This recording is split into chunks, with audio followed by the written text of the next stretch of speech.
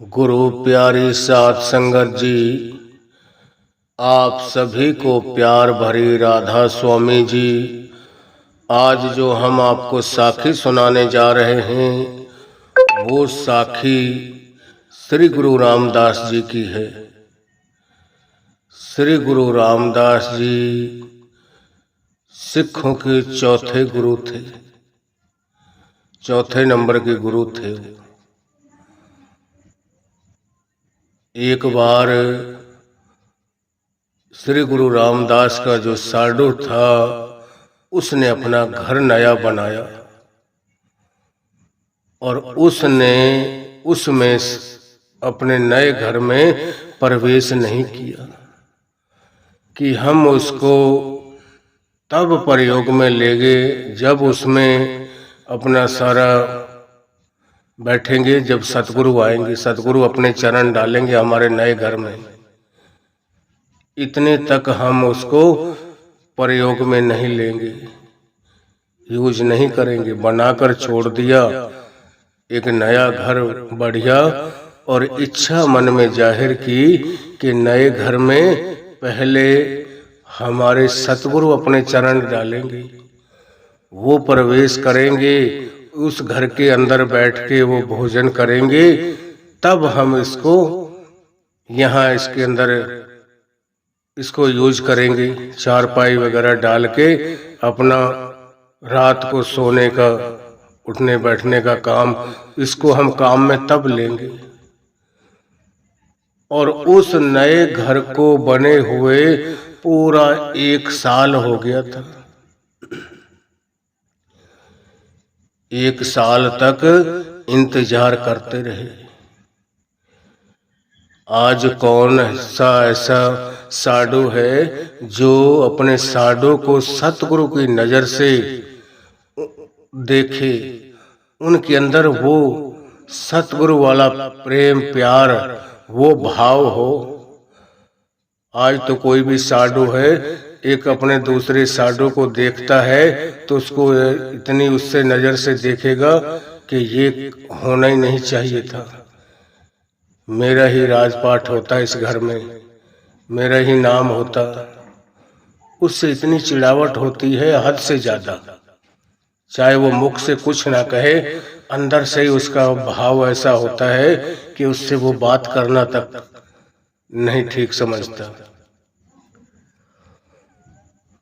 तो जब उसके साधु के घर को 1 साल पूरा हो गया नए बने हुए को, तो एक दिन गुरु रामदास ने विचार बनाया कि अब चलता हूँ।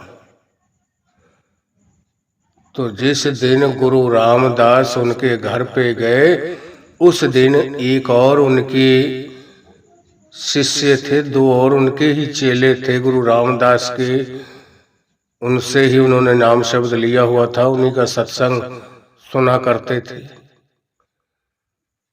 एक बुजुर्ग माता जी थी और एक उसका लड़का था जो दोनों आंखों से अंधा था, दोनों आंखों से उसको बिल्कुल नहीं दिखाई देता था। अब इधर से उन्होंने अपनी झोपड़ी एक अपने खेत में बाहर गांव से दूर बनाई हुई थी। अब वो जो उसकी माता थी बुजुर्ग, वो उसको वहीं छोड़कर और गांव में जाती और वहां से सामान लाकर, कोई आटा दाना लाकर और उनके वो भोजन तैयार करके आप भी खाती और अपने लड़के को भी देती थी। और उसका नाम उस माता ने कैठा रख रखा था कि तू तो मेरा कैठा है। जो गल में पहनते हैं, पंजाब के अंदर कैठे को जानते हैं, वो पंजाबी कलाकार भी पहनते हैं। तेरे गल दा कैठा, वो गले में पहनने वाला, वो उससे उसकी माँ उसको कहती थी कि बेटा तू मेरे को इतना प्यारा है जैसे किसी को गल का कैठा प्यारा होता है। तू मेरे इतने दिल के नजदीक है। कोई बात नहीं, तेरी आंखें नहीं हैं तो मैं तेरी परवरिश कर रही हूं। अब एक दिन वो गांव में गई और कैठे को, अपने लड़के को, वहां झोपड़ी पर छोड़ के गई। अब सुबह 10-11 बजे गई, उसको 1-2 बज गए। तो गर्मियों के दिन थे, जो हल जोतने के लिए आते थे जमींदार, वो भी उस वक्त तक अपने अपने घर जा चुके थे। क्यों, कई बार ऐसा हो जाता था, अगर माँ उसकी चली जाती थी उस कैठे की, तो कैठा अगर झोंपड़ी अपनी से दूर चला भी जाता था तो आइड साइड में आवाज लगाता था। लोग जानते थे उसको कि इसको अब अपनी झोपड़ी मिल नहीं रही है और माँ इसकी है नहीं, उसको पकड़कर उसकी झोपड़ी में छोड़ आते थे।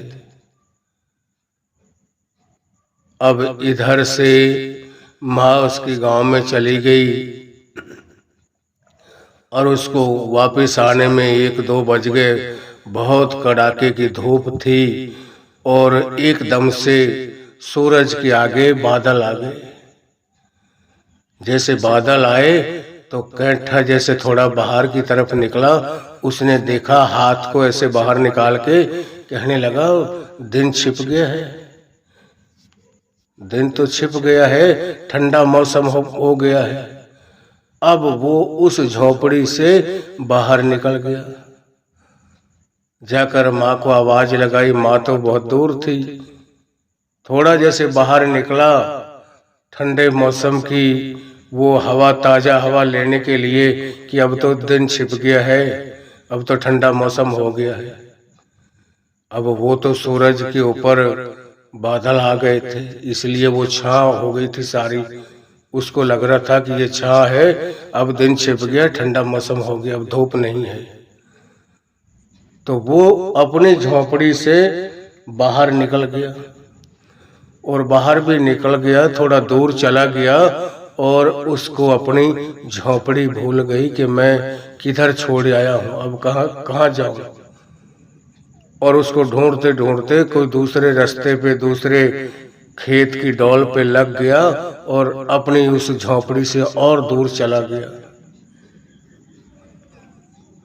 अब उसने दूर जाकर जब उसको झोपड़ी नहीं मिली, एक वो जो छांव हो रखी थी, वो जो बादल आए हुए थे सूरज के ऊपर, वो बादल हटे, एकदम कड़ाके की धूप निकली, बड़ी गरम तेज धूप। उस वक्त वो कैठा सोचने लगा कि अरे, मैं तो सोच रहा था दिन छिप गया है और ये तो कोई सूरज के ऊपर कोई बादल आ गए थे, जिससे ठंडा मौसम हो रहा था, छां थी, कोई तेज धूप नहीं थी। मैं सोच रहा था अपने मन में कि दिन छिप गया है, माँ अभी तक नहीं आई। अब जब वो धूप निकल आई तो उस कैठे ने आवाज लगाई, माँ को भी आवाज लगाई। माँ तो दूर थी। फिर आसपास जिनके खेत हुआ करते थे, जमींदार कोई हल जोतता था, कोई अपना कुआं चलाता था, मगर उस वक्त तो इतनी दोपहरी थी, सब कुछ हल चलाने वाले भी सुबह 3-4 बजे आते थे और 10, 11 या 12 बजे तक हल जुताई करके घर चले जाते थे।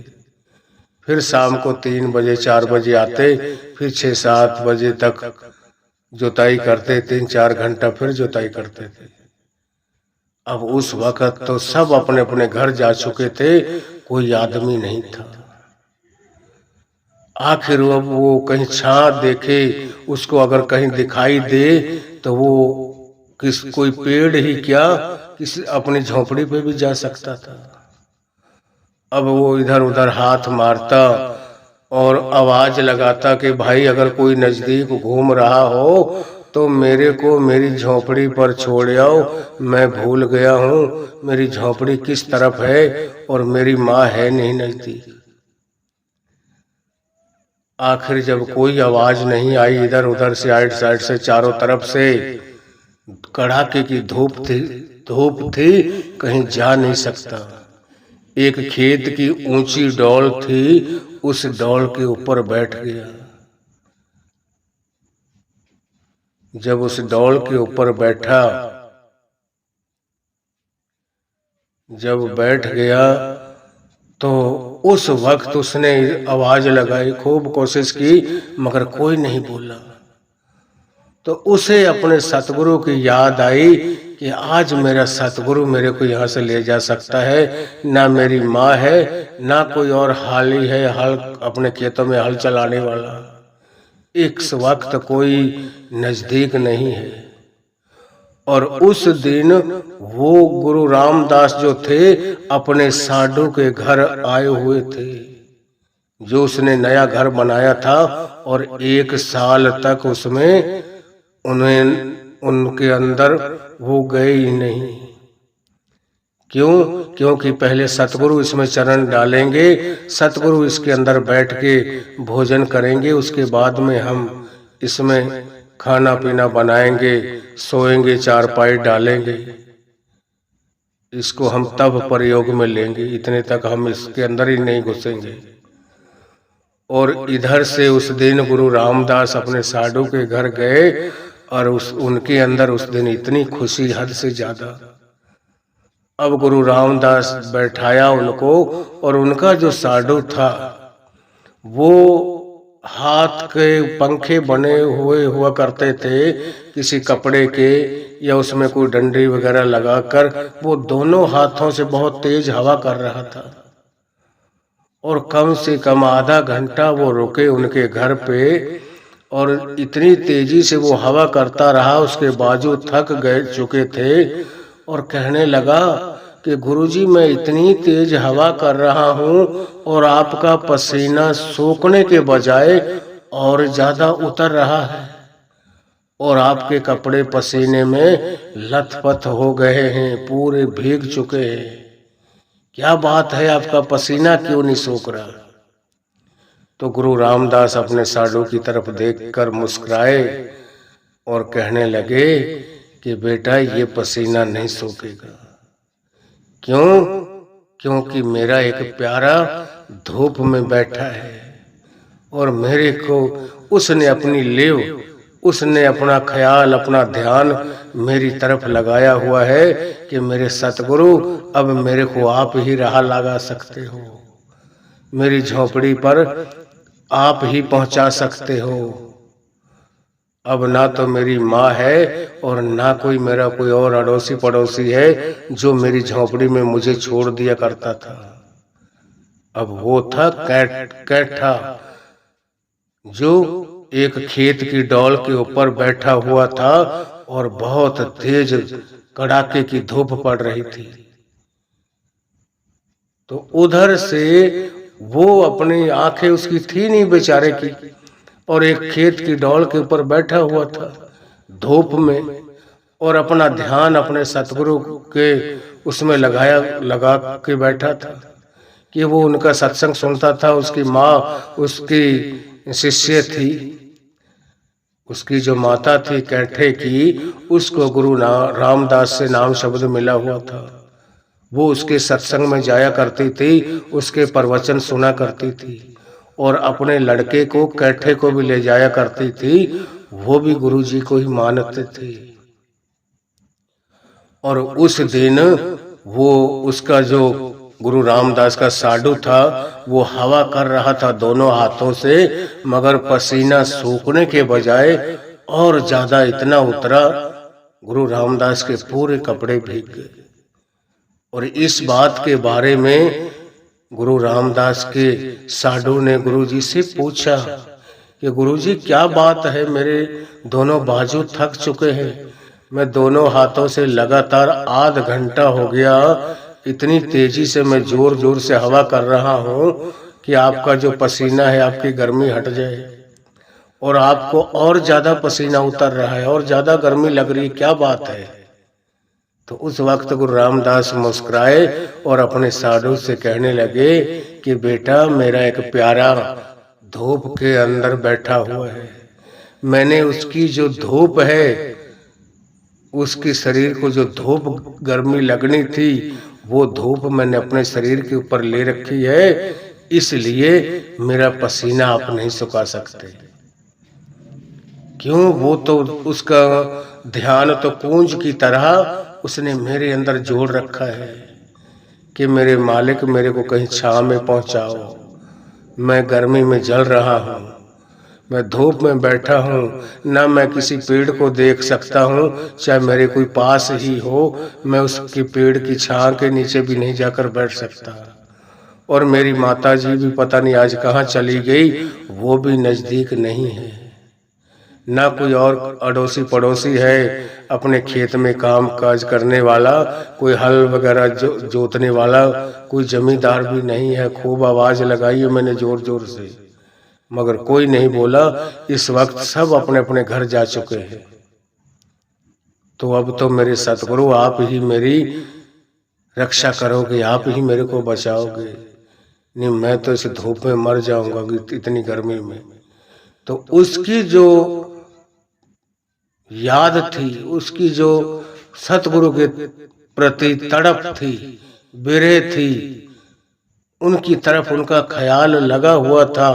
तो उनकी जो शरीर के ऊपर तपत आनी थी धूप की, उनको जितनी गर्मी लगनी थी, उसने उसको ठंडक दे के रखी, उसके ऊपर छां की। और उसकी जो गर्मी थी उसने गुरु रामदास ने अपने शरीर के ऊपर ले ली, वो जिसकी बदौलत उसका पसीना सूख नहीं पाया, इतना हवा करने के बावजूद भी, और उसको ज्यादा उतर रहा था। और थोड़ी देर वहां रुके वो, उन्होंने जल पान किया, लंगर भी थोड़ा एकद प्रसादा लिया, और कहने लगे ठीक है मैं चलता हूं, मेरा एक प्यारा धूप में बैठा है, मेरी याद में मेरे इंतजार में बैठा है, मैं फटाफट जाके उसको कहीं छांव में बैठाता हूँ, उसको ले जाता हूँ, उसको पकड़ के उसकी झोंपड़ी में उसके घर में ले जाऊंगा। तो गुरु रामदास जब वहां गए अपने घोड़े पर, घोड़े की सवारी हुआ करती थी, तो जैसे उस घोड़े की आवाज और गुरु के चलने की आहट उसके कानों में पड़ी, तो उठकर खड़ा हो गया और हाथ जोड़कर कहने लगा कि गुरुजी आप गुरु रामदास हैं। उसकी अंदर से आत्मा अंदरली आंख देख रही थी, उनको एहसास हो रहा था कि इतनी धूप गर्मी में तो और कोई आने वाला नहीं है, मेरे को लगता है मेरा सतगुरु ही आया है। तो जैसे उस कैठे ने कहा कि गुरुजी है वो आप, मेरे गुरुजी आए हैं क्या? तो आगे से गुरु रामदास बोले कि हाँ बेटा मैं आ गया हूँ, आपको अब कोई चिंता करने की जरूरत नहीं है। और जैसे ही गुरु रामदास घोड़े पर से उतरकर उस कैठे के पास गया, और उसके अंदर भी इतना प्रेम था, इतनी विरह थी अपने सतगुरु के प्रति।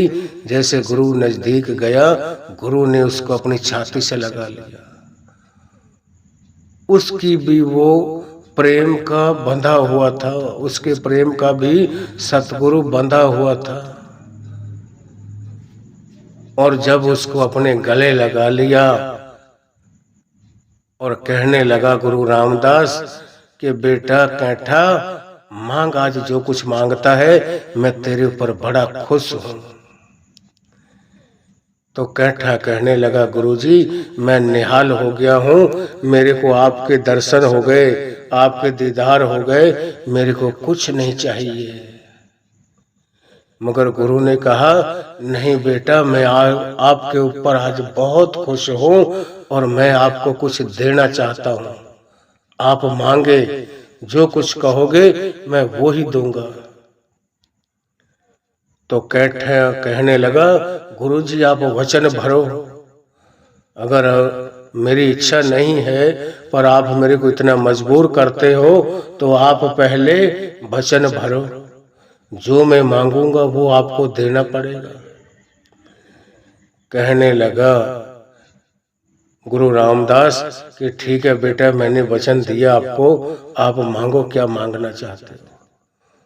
उस वक्त उस कैठा ने गुरु रामदास से कहा कि गुरुजी 5 मिनट मेरी आंखों की रोशनी दे दो बस। क्यों क्योंकि मैं आपके स्वरूप को अपने हृदय में बैठा लूं। 5 मिनट आपके स्वरूप को देख निहारूंगा और निहारने के बाद में आपके स्वरूप को मैं अपने यहाँ 10वें द्वार पे अपने दिल हृदय में और दिमाग में बिठा लूंगा। फिर आप उन आंखों को वापस ले लेना। तो गुरु जी कोई चीज देते हैं तो वापस थोड़ी लेते हैं। तो ये उनके कहने की देर थी। गुरु रामदास ने कहा, जब उन्होंने 5 मिनट का नाम लिया कि बाबा जी मेरे को 5 मिनट आंखों की रोशनी दे दो, ताकि मैं हर एक को देखना शुरू कर दूं, मेरे की नजर आ जाए, आंखों की रोशनी आ जाए मेरी। तो गुरु अर्जन देव कहने लगे, बेटा अपने मुंह के ऊपर से ऐसे हाथ फेर ले, अपनी आंखों के ऊपर से। जैसे ही उसने माथे पर से हाथ रख के नीचे की तरफ लाया, उसी वक्त आंखों की रोशनी आ गई और उसने क्षण भर एक टिकटकी लगाकर गुरु को इतने प्रेम पूर्वक अपने ध्यान मगन होकर उनको निहारते रहे, उनका स्वरूप अपने अंदर बैठा लिया और उसी वक्त आंखें बंद कर ली। और गुरु फिर उसको अपने गले लगा लेता है। गुरु कहता है, बेटा अभी भी मैं खुश हूं आपके ऊपर, कुछ और मांगो, मैं कुछ और भी आपको आज देना चाहता हूं। तो वो कहने लगा कैठा कि गुरुजी मेरे को कुछ नहीं चाहिए, मेरे को जो चाहिए था वो मिल गया। मगर गुरु ने जब फिर मजबूर किया कि नहीं बेटा कैठा आप मांगो, मैं फिर आपको दूंगा, आपको जो आप कहोगे वही दूंगा।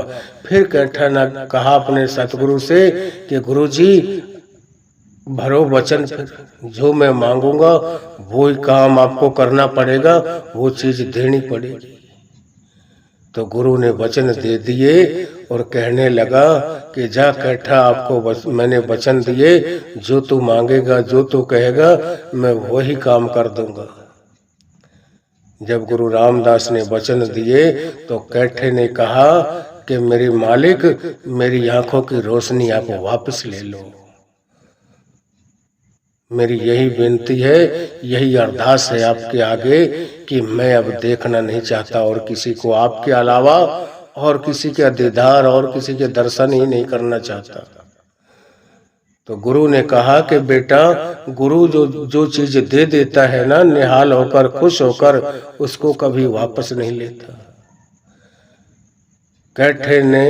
कैठा कहने लगा अपने सतगुरु से कि गुरुजी मैं नहीं चाहता, मेरी ये नासवान आंखें जो है, अंदर की आंख मेरी बिल्कुल ठीक ठाक है, ये नासवान आंखें ही मेरी खत्म थी और आपने मेरे को ये आंखें दी 5 मिनट के लिए, मैंने इनमें रोशनी मांगी थी और आपने दे दी और आप कह भी रहे हो कि यह आपकी हमेशा रहेगी। और आपने फिर दोबारा वचन लेके मेरे से मांग लिया कि गुरुजी मेरी आंखों की रोशनी को खत्म कर दो आप। मैं और किसी का दर्शन नहीं करना चाहता, किसी और का मैं दर्शन करूंगा, किसी और कोई अच्छा स्वरूप मेरे सामने आएगा, कोई देवी रूप, कोई किसी औरत या किसी काम वासना का जो भी है, मेरे को मैं पता नहीं कहाँ गिर जाऊं, मेरी भक्ति में भंग गिर जाएगी, मैं अपनी भक्ति से नीचे गिर जाऊंगा। अगर मेरी आंख ही नहीं होगी, ना मैं और किसी को देखूंगा और ना ये मेरा जो मन है ये किसी अच्छी चीज को देखकर यह चलायमान होगा। तो गुरु ने उसकी बात को मानकर उसकी आंखें, उसकी जो आंखों की रोशनी थी फिर बंद कर दी। जब बंद कर दी फिर उसको अपने गले से लगाया और कहने लगा कैठा अभी भी मैं तेरे ऊपर खुश हूं, कुछ और मांगो, मैं कुछ और भी आपको बहुत कुछ देना चाहता हूं। आज मैं इतना खुश हूं कि जो जी चाहे आपका, जो आपके दिल से उठे वो चीज आप मांगे, मैं 1 सेकंड नहीं लगाऊंगा आपको देने के लिए। फिर उस कैंठे ने मना कर दिया कि नहीं सतगुरु जी, मेरे को कुछ नहीं चाहिए। मगर गुरु ने फिर मजबूर कर दिया। तो फिर कैंठा कहने लगा कि गुरु जी ठीक है, आप इतना मजबूर कर रहे हो तो फिर भरो वचन, जो मैं मांगूंगा वो आपको देना पड़ेगा। तो गुरु रामदास कहने लगे, जा बेटा, मैंने आपको वचन दिए, जो आप मांगोगे, जो आप कहोगे, वही काम मैं कर दूंगा। और तीसरी बार उनसे वचन भरवा के कैंठे को जैसे सतगुरु ने अपने प्रेम में, अपने प्यार में आकर अपने गले से कंठ लगा हुआ था, दोनों गले लगे हुए थे। जैसे प्रेमी मिलते हैं ना एक दूसरे से, तब जाकर उनके कलेजे की ठंडक शांत होती है, उनके कलेजे में ठंड आती है। और तीसरी बार जब गुरु से वचन भरवा लिया तो कैंठा कहने लगा कि गुरुजी, मैं आपके कंठ से कंठ लगाकर मेरी मुक्ति कर दो आप। मैं अब जीना ही नहीं चाहता, बस इतना ही काफी है, मेरा ये जीवन सफल हो गया। तो जब इतनी बड़ी कैंठे ने यह बात चीज की मांग की कि गुरुजी, अब मैं जीना ही नहीं चाहता हूँ, और जैसे उसको अब गले मिले हुए थे, दोनों का कंठ से कंठ मिला हुआ था, तो उस वक्त उसकी एक शर्त थी, एक उसने वचन कर रखा था कि मैं जिस दिन भी चोला छोड़ूं, अपने सतगुरु के कंठ से गले लगकर, उसके कंठ से कंठ मिलाकर, तब जाकर मैं अपने प्राण त्यागूं और मालिक के सतलोक से धार जाऊं। और तीसरी बार जब गुरु ने उसको बड़ा खुश होकर कहा, उसने वचन भरवा लिए और कहने लगा, गुरुजी, मेरे को आप अपने गले लगाकर, अपने कंठ से कंठ लगाकर मेरे प्राण निकाल दो, बस मैं अब जीना नहीं चाहता। मेरी ये जीवन, ये जिंदगी इस दुनिया में आया मुबारक है, मेरा यह जीवन सफल हो गया, बस इससे ज्यादा मैं और आगे जीना नहीं चाहता। तो उस वक्त गुरु ने उस कैंठा को अपने गले लगाकर, अपने कंठ से लगाकर उसके प्राण निकाल दिए, उसकी रूह को सीधा सचखंड पहुंचा दिया। ये है उन प्यारों की बात।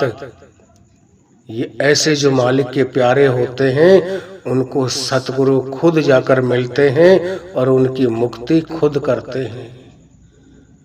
यह शरीर हम यहीं से लेते हैं, इसको तो हमने यहीं छोड़कर जाना है। जो रूह ऊपर से आई है सचखंड से, उस सतलोक से, वो दोबारा उस रूह को उस सतलोक में ही भेज देते हैं। और जो इतनी कमाई करके इस शरीर रूपी पिंजरे में से आजाद होकर रूह इतनी कमाई करके सीधी मालिक के पास चली जाती है, उस परमात्मा के पास चली जाती है, तो परमात्मा के भी वहां जो और रूहें पहुंची हुई होती हैं, उनका आदर, उनका मान सत्कार करती हैं, उनके शब्द कीर्तन करके उनके गल में फूलों का हार डालती हैं और उनके उसमें प्रेम प्यार में बहुत गीत गाती हैं, खुश होती हैं कि तू भी हमारा एक साथी और आ गया, तेरा भी जीवन सफल हो गया, आप भी जन्म मरण से मुक्त हो गए।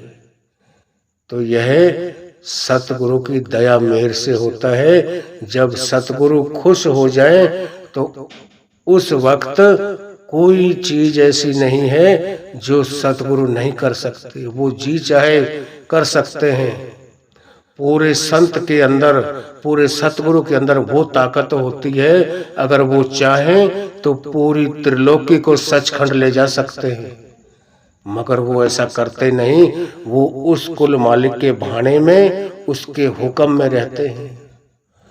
जितने जीवों की चिट्ठी लेकर आते हैं उतने जीवों को तार कर वो उनको नाम शब्द बख्श कर वो वापस चले जाते हैं। वो उस समुद्र की, परमात्मा रूपी समुद्र की एक लहर होते हैं। जैसे समुद्र कितनी भी ऊंची क्यों ना उठती हो, मगर फिर भी उसी समुद्र का हिस्सा ही रहती है और धीरे धीरे उसी समुद्र में ही समा जाती है। संत उस परमात्मा रूपी समुद्र की एक लहर होते हैं जो हमें यहाँ से, इस महतलोक में से निकालकर उस सतलोक तक ले जाने की जिम्मेवारी उठाने की ताकत रखते हैं।